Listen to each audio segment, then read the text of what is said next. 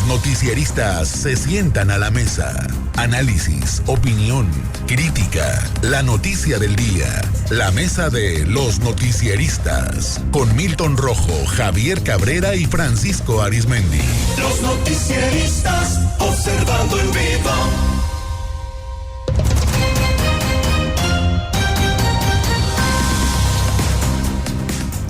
7 de la tarde en punto. Bienvenidos a la mesa de análisis de Los Noticieristas. Soy Luz Irene Maldonado y a nombre del titular de este espacio, Luis Alberto Díaz, estaré acompañando a mis compañeros el día de hoy en la mesa. Saludo con mucho gusto a Javier Cabrera. Muy buenas tardes. Muy buenas tardes al auditorio. Milton Rojo, muy buenas tardes. Muy buenas tardes. Y Francisco Arizmendi, muy buenas tardes. Muy buenas tardes, Sinaloa. Estamos listos ya para debatir diversos temas que han ocurrido en el plano nacional, sobre todo, y esta aprobación que se dio el día de hoy en el Consejo General del Instituto Nacional Electoral, que en una sesión extraordinaria pues ha avalado esta sobrerepresentación de Morena y de sus aliados, es decir, el Partido del Trabajo, el Partido Verde Ecologista de México en la Cámara de Diputados.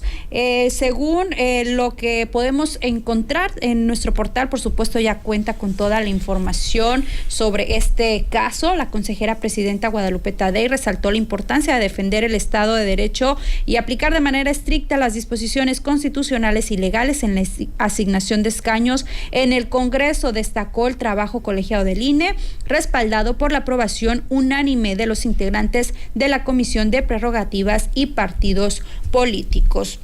Desde septiembre de 2023, el INE ha establecido criterios claros para el registro de candidaturas y en diciembre del mismo año aprobó un mecanismo que garantiza la asignación justa y equitativa de escaños en el Congreso de la Unión. Es parte de lo que se ha aprobado el día de hoy en el Consejo del INE. Y bueno, Morena aparentemente tendrá más de 300 curules en la Cámara de Diputados. Sus comentarios, Javier.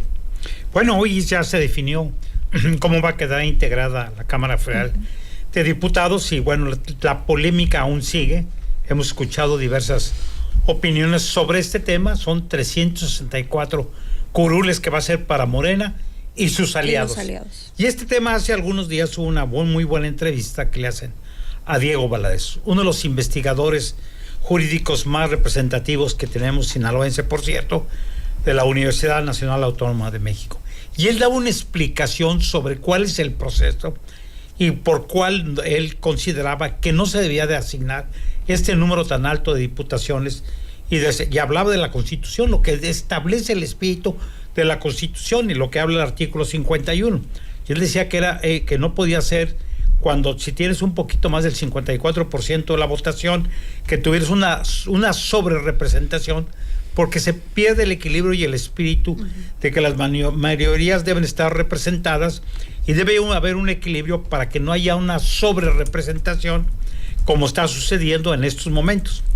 Sin embargo, bueno, pues ya vimos que el tribunal, el órgano electoral tiene criterios distintos. Es cierto, la ley electoral habla de este tema y no es la primera vez que se hace una distribución como sucede actualmente. En el pasado, bajo esta misma ley, hubo distribuciones similares y no hubo aunque sí hubo voces en la actual legislatura, cuando se iba integrando, sí hubo voces de la oposición que se decía que había una serie de irregularidades, que era improcedente el número de curules y escaños que se habían asignado a la Morena y a sus aliados. Hoy nuevamente. Y lo que estamos viendo, bueno, es que sí va a tener toda la fuerza necesaria Morena para hacer todas las modificaciones a la Constitución que requiera. No va a necesitar entrar en negociaciones políticas con las fuerzas minoritarias, porque va a tener el número suficiente de diputados para aprobar cualquier tipo de ley.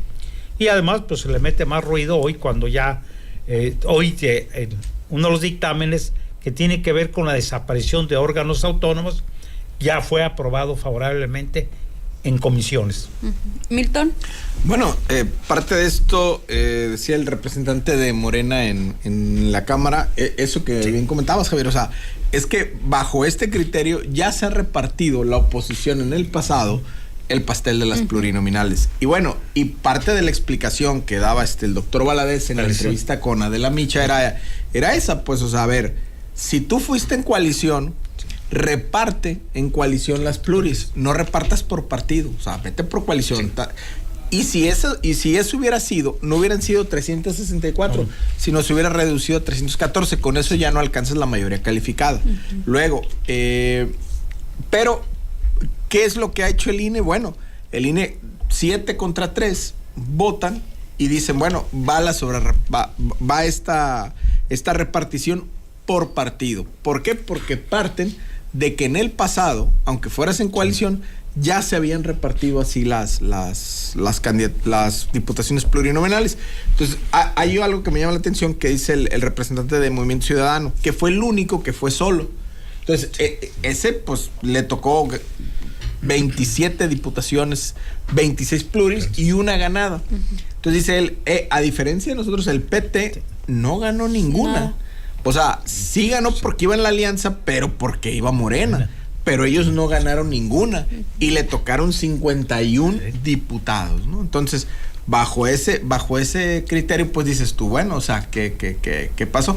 Ahora, salvo la defensa del PRD, o sea, con Guadalupe Acosta Naranjo, el paisano Guadalupe Acosta Naranjo, pues es quien trató más o menos de hacer una defensa, pero de ahí para allá no se vio que PAN o PRI hicieran posicionamientos serios. Digo, no, yo no los leí, no los vi. Y bueno, y ahorita el INE, este INE que está, pues obviamente se jaló para el lado de Moreno, o sea, abiertamente digo, así se jugó y con esas reglas ganaron, digo, como en el tiempo lo hizo el PRI o el PAN. Y bueno, sobre esa pista democrática ganaron la sobrerepresentación. Ahora, ¿qué va a pasar? Y lo explicaba Javier ahorita. Ya en comisiones, ya la serie de reformas ya se aprobaron para pasarlas a pleno cuando ya esté la nueva legislatura. Y esa nueva legislatura, aquí viene lo que hemos dicho mucho. Se acabó el régimen de transición, de equilibrios, de diálogo. No. Aquí es, y voy a parafrasear a Francisco con aquella anécdota que le tocó vivir del presidente Miguel de la Madrid. O sea, ya empezamos el nuevo régimen de suerte para la próxima. Sí. O sea, aquí mandamos nosotros. Pues. O sea, Morena así va a estar, nada que que siéntate, que bueno, no te ocupo. Se va a aprovechar Francisco Morena de esta falta de equilibrio y al tener pues esta mayoría ya sin necesidad de hacer este consenso. Totalmente. Pueden simularlo, Lucirena, ¿no? Como fue toda la simulación que para lo de la reforma judicial estuvieron recorriendo, armando foros, una foritis, que las encabezó la mayor parte el tristemente célebre Ricardo Monreal, que en el proceso de las corcholatas, pues salió más golpeado que un balde de noria. Es decir, él que se las tragaba ardiendo y las echaba heladas, pues ahí le quedó demostrado que los de él, o sea, sus gentes de Morena, le dijeron, no, algo hueles mal tú no, y pues parece que quedó en el penúltimo lugar, algo así, ¿no? Pero muy, muy, muy abajo, y ahí anda ahora en una actitud de lisonjería, pues encabezó todos estos foros que era lo mismo, es pura simulación, porque la decisión ya la había tomado el que manda en Morena, el que manda en el país y el que manda, y por lo que se va a seguir mandando en las dos cámaras, que es el presidente Andrés Manuel López Obrador. Aquí hay un detalle. El argumento del presidente López Obrador para abajo, dentro de Morena, etcétera, es que así lo hizo con esta misma ley el PRI y el PAN para servirse con la cuchara grande en esta que le llaman ahora sobrerepresentación. Y ahí andan, hechos bola, una llantería, que porque van a desaparecer organismos autónomos, etcétera, etcétera. Pero pues aquí hay un detalle. En el 18, una amplia mayoría le dio el gane a López Obrador y a Morena. Es decir, y desde que anduvo tres sexenios de candidato a la presidencia Andrés Manuel, libro tras libro, mitin tras mitin en la plaza pública, él decía claramente lo que iba a hacer cuando llegara a la presidencia, y lo ha estado cumpliendo. Siempre lo que advierte lo cumple. Y en este sentido, a lo largo de todos estos casi 6 años, porque él va a estar, me parece, 5 años, 10 meses nada más de presidente, ¿no? Por cuestiones de recorte, no sé qué, no ha engañado a nadie. Y cuando llegó la elección de este año, bueno, pues hubo una amplia mayoría, más que la que le dieron a él cuando llegó, le refrendó su apoyo a todo su proyecto, le dieron esa potestad. Y él armó la estrategia con el plan C, es decir, que los partidos disque de oposición no ganaran casi nada o que ganaran lo menos posible. ¿Por qué? Porque ellos ya tenían ese as bajo la manga de la sobrerepresentación que iban a tener en la Cámara. Y es lo que van a hacer. Entonces, ahorita, ya con el poder general amplio, total, de controlar el INE, controlar el Poder Judicial, pues van a hacer lo que quieran. ¿Cuál es el detalle? Bueno, esperemos que las cosas les resulten bien. ¿Qué resultar bien? Que le den buenos resultados a quienes tanto han confiado en ellos por segunda ocasión.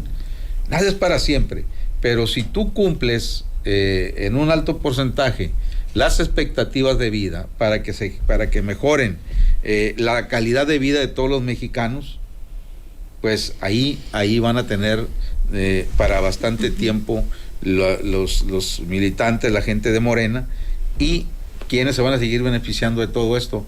Partiditos que si fueran por sí solos no ganan.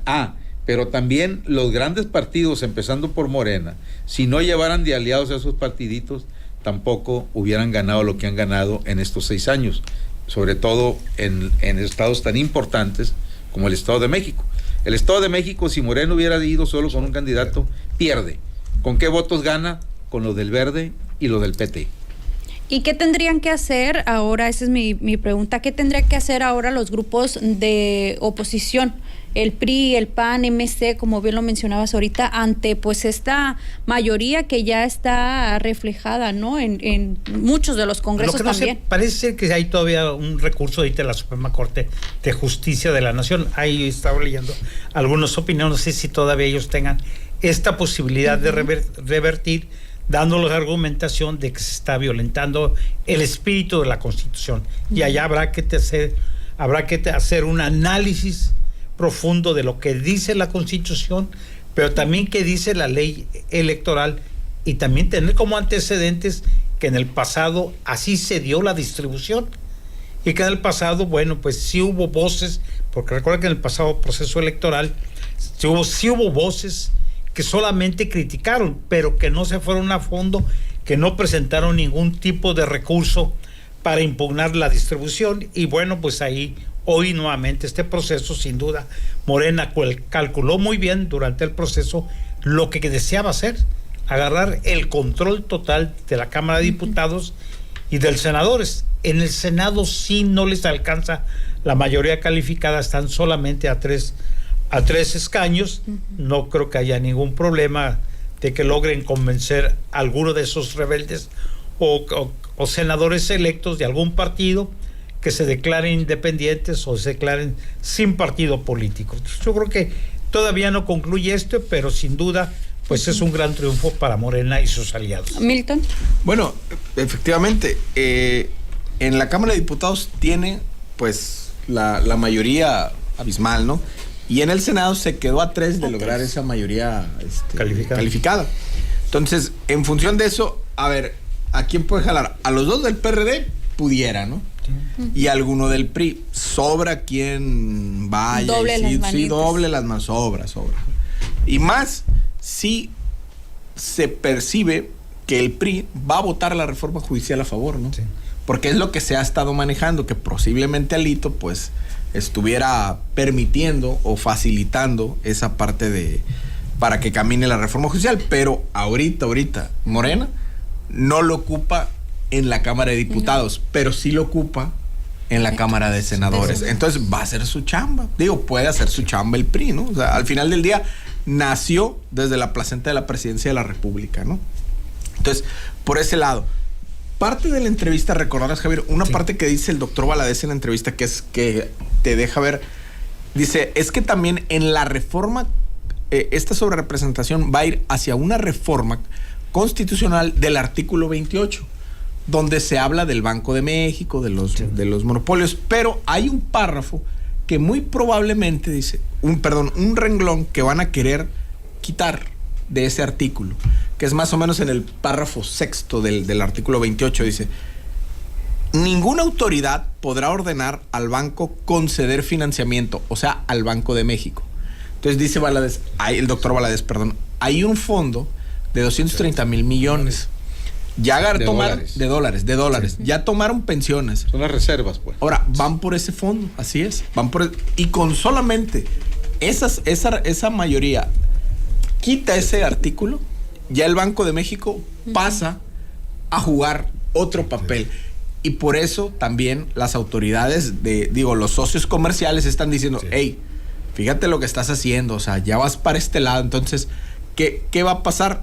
Que esos 230 mil va a seguir financiando todo este proyecto. Entonces, al final del día, el régimen que votó la mayoría de los mexicanos está haciendo su trabajo, está haciendo lo que le toca, que es cimentar su estadía buen rato en el poder. Sí. ¿Y para qué lo hace?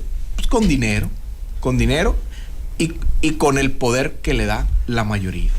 Pedro Luis nos deja un comentario, dice que si Morena va a obtener esta mayoría de los curules es porque el pueblo así lo decidió, que ya están hartos del PRI, del PAN, del PRD, están hartos de la corrupción, queremos un cambio, por eso Morena tiene la mayoría, el pueblo decidió. Y justo hace unos momentos también Mario Delgado compartió en sus redes sociales que el pueblo había decidido, que el plan se continuaba. Bueno, esto en referencia a esto recientemente aprobado. ¿De verdad el pueblo estará pues manifestando esta voz o este respaldo a Morena, y adicional a lo que hemos visto también en las urnas, por supuesto? Las urnas hablaron, y hablaron fuerte en el pasado proceso electoral. En los últimos dos o tres, ¿no? Se ha manifestado este respaldo. Entonces, se tiene que respetar todo eso, insisto. Al final, de los efectos que tenga todo lo que está haciendo ahorita Morena, con todo el poder que tiene, es lo que va a hablar para ver si sigan manteniendo esa fuerza en las urnas. Pero eso se tiene que respetar.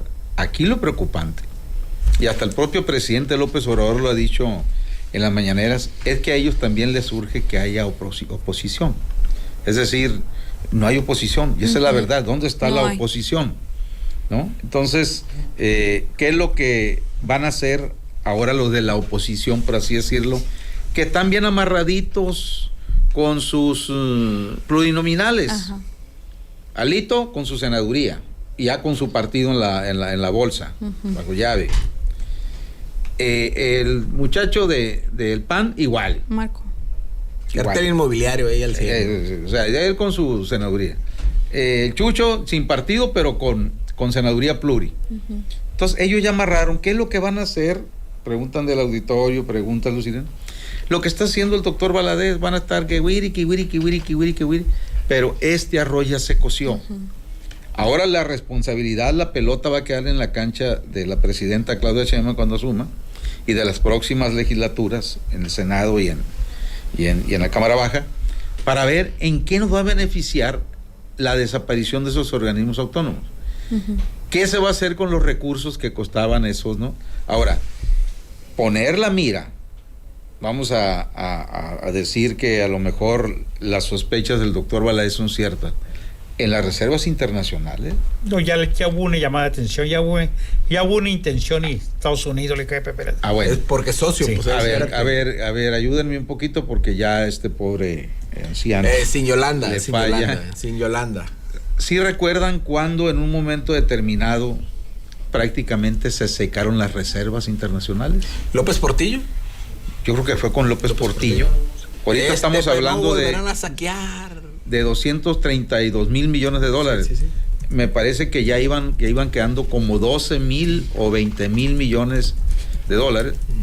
Y la debacle que vivimos, ¿no? Con López Portillo, que primero sale y con índice de fuego y golpeando el atril nos dijo: mexicanos, prepárense para el cuerno de la abundancia. Porque era cuando habían dado con el petróleo. Con Cantarell. Sí. Entonces, toma tu abundancia. Y precisamente lo que mencionabas ahorita, Francisco, pues estos organismos autónomos en México que están pues ya prácticamente a desaparecer por la Comisión de Puntos Constitucionales en la Cámara de Diputados aprobó este dictamen para la simplificación orgánica que plantea pues desaparecer 7 de estos organismos, entre ellos la Comisión Federal de Competencia Económica, el COFESE, el Instituto Federal de Telecomunicaciones y el Instituto Nacional de Transparencia, Acceso a la Información y Protección de Datos Personales. Acá Francisco se colocó un sombrero de accesorio, un muy bonito sombrero. Sí, Miren, sí. ¿qué opinamos sobre esto, Javier? Es un mosquero que tenemos aquí. Ey, te va a hacer sticker la Mira, el tema de que las urnas ya hablaron es un tema engañoso. Los ciudadanos fueron a votar por los diputados, por los 300 distritos electorales. La ley electoral habla también de esta distribución que se da, y hay que recordar cómo nacieron las diputaciones plurinominales, para darle voz a las minorías. Y en este proceso de la distribución... Para darle cauce a los movimientos de guerrilleros. ¿te acuerdas? No, a voz a los partidos, también a PAN, que PAN prácticamente no llega a muchas posiciones.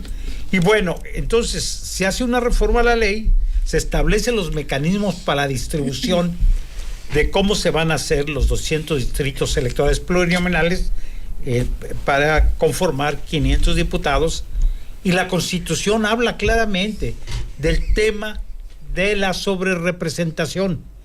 Entonces, esa es la gran discusión. ¿Está en la Constitución o no está en la Constitución el tema de que no puede haber sobrerepresentación? Está establecido claramente, ¿no? Y da los mecanismos y la fórmula de cómo tienes que ir asignando a cada partido político las posiciones que le corresponden de acuerdo a la votación. El problema es aquí cómo en la ley electoral dice otra cosa, y la forma de cómo interpretan la ley, hoy lo que están haciendo, cómo interpretan la ley, que se dice, debes asignarlo conforme se fueron. Porque muchos miembros de Morena fueron como candidatos de partidos aliados a Morena, pero su militancia es Morena, no son petistas, no son del Verde. Ese es el gran problema que se tiene de cómo le das la vuelta a la ley. El problema es que la ley debe ser acatada, te guste o no te guste. La ley es la ley, se dice. ¿Y qué dice la ley ahorita? Eso, ¿no? No, la Constitución establece claramente cómo hacerlo. El problema es que la ley electoral le dan una interpretación ahora que no debe ser por partido político, y está el caso, ¿no? Por ejemplo, de un partido político que no triunfó en las urnas, y sí le das un gran número de diputaciones plurinominales. Entonces, este asunto de que hablaron en las urnas, habrá que ver si es cierto que la ciudadanía habló en ese sentido. Esa es la interpretación que le dan Morena, claro, porque le conviene.